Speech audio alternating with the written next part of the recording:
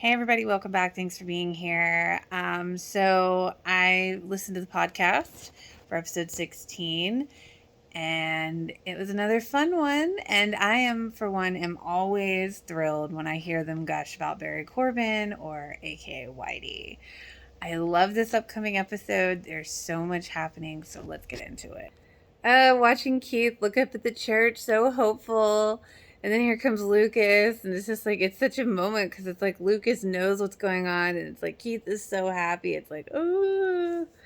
And then Haley calling Nathan, and Nathan is just so angry. And I mean, he has every right to be, but I wish he would just trust Haley. It's like,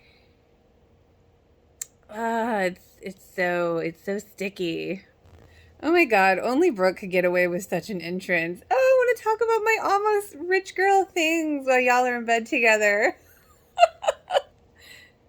When Nathan's clearing out his parents' fridge and Lucas is all like, leave the caviar. I've acquired a taste for it. Poor Deb. She's so longingly just wants Nathan back home and he's just so dismissive. And then here we see the start of her addiction and a very long road for her. And of course, Lucas is there watching. Like, I feel like Lucas is very much like Dan in that way, where Dan is always just showing up wherever anybody is, like, that he's looking for. And then, like, Lucas is just around to see everything that's happening. Speaking of Dan being everywhere, Jules opens her front door and there he is on the porch with a gift. A beautiful necklace. Something blue, right?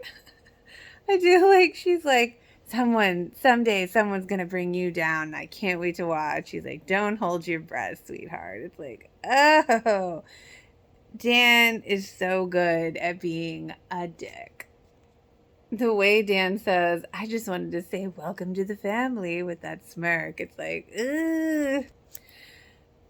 I love Whitey so much. And I especially love him in this episode because, like they said on the podcast, he's the only one not to coddle Nathan. And he finally just tells him, dude, she's your wife. Deal with it. Grow up. And the fact that he calls them out at the liquor store, his ID's fake, by the way. It's great. I mean, he needed to hear that. And Whitey was absolutely right. I mean, Whitey always has the best freaking lines, I swear. What Brooke wants, Brooke gets. I love how she like got an invitation to Keith's wedding by going with Lucas's friends. I know Lucas was just trying to help Deb, but I'm not really sure if that was his place to necessarily say anything. I mean, it's I see both sides of it, but I'm just like, I don't know. Andy's I love you. So cute. And I have to say, I love Karen's hair in this episode.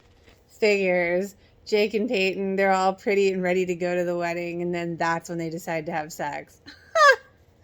You're gonna undo all that hard work.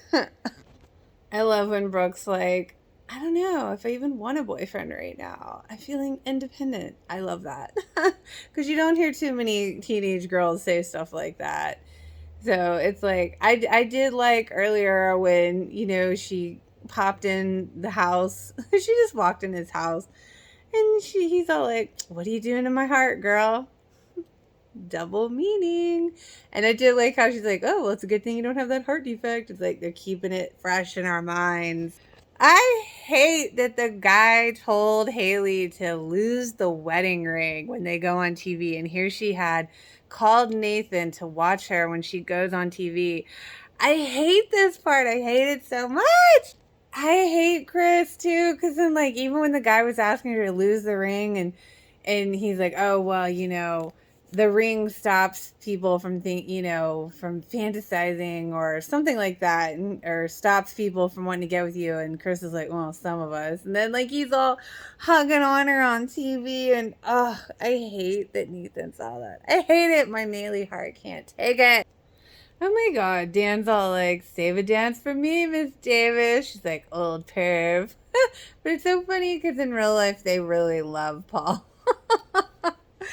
And then Lucas is all like calling him dad in front of her. She's like, "Oh, I've never heard you call him that before." I'm trying it out.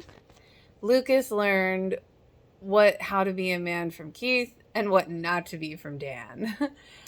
And I totally forgot that Deb and Karen were gonna stand with Jules as like bridesmaids. Like I totally forgot about that. Jake and Peyton. And here comes Brooke. Oh my god, you guys totally did it. Brooke, we're in a church. So if he can tell, if I can tell, so can he. Whitey and Keith, Whitey's all like, I haven't been in one of these since Nixon, and look what happened to him. Where are your folks? Good Lord, because Keith is all like, you're all I got. My parents are on safari. Well, good Lord help you if that's true. Oh my god, poor Nate. He's like so heartbroken again, and he's just screaming outside the church, don't do it, Keith. And then here comes Dan. What are you doing? This is a church. Kind of ironic he'd be the one to say that. He's like, did you hire Chris too? I know what you did. He's like, don't make me knock you out. And of course Lucas comes to rescue. What are you doing?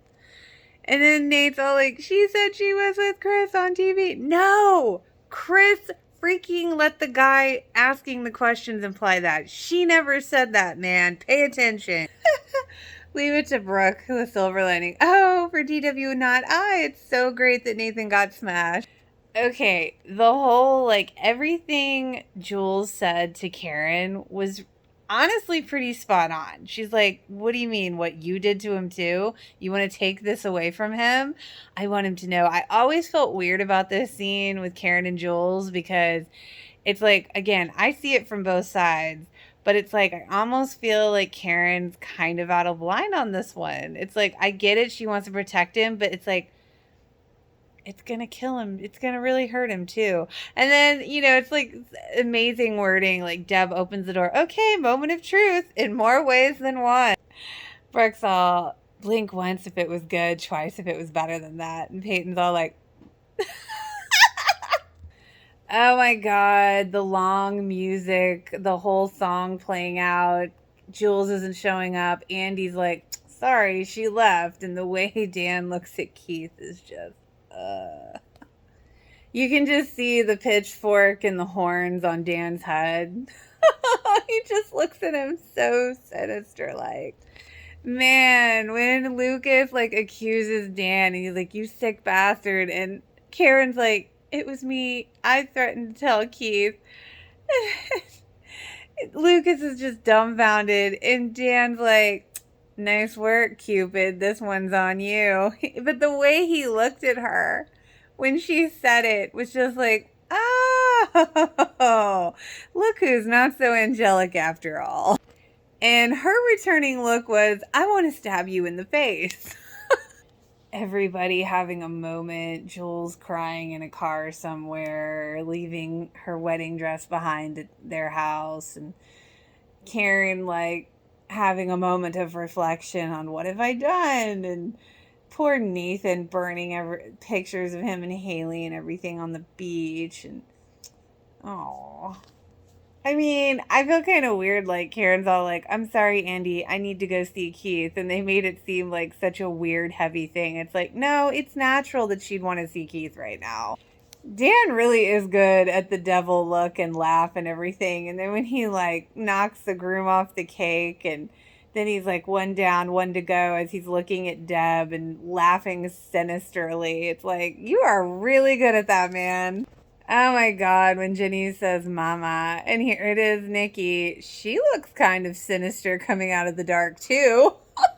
Okay, see, like, Deb really came through for me in that moment, because I love that she's the one that gives him a wad of cash and is like, I just want to make sure you find the kind of happiness I can't even remember. Go get Haley. It's like, there's the Deb I know and love. Oh, and Brooke, she's like, oh, my dad got that job. It's in California. I don't want to go. Cry, cry, cry. Oh my God, I forgot about that too. And I'm just going to say, I kind of hate that Jules didn't tell. I kind of hate that Jules just left without saying anything to Keith. I mean, I understand it, but then I'm like, I kind of don't. But that's it for me. I hope you guys enjoyed. If you did, feel free to like and subscribe. See you next week.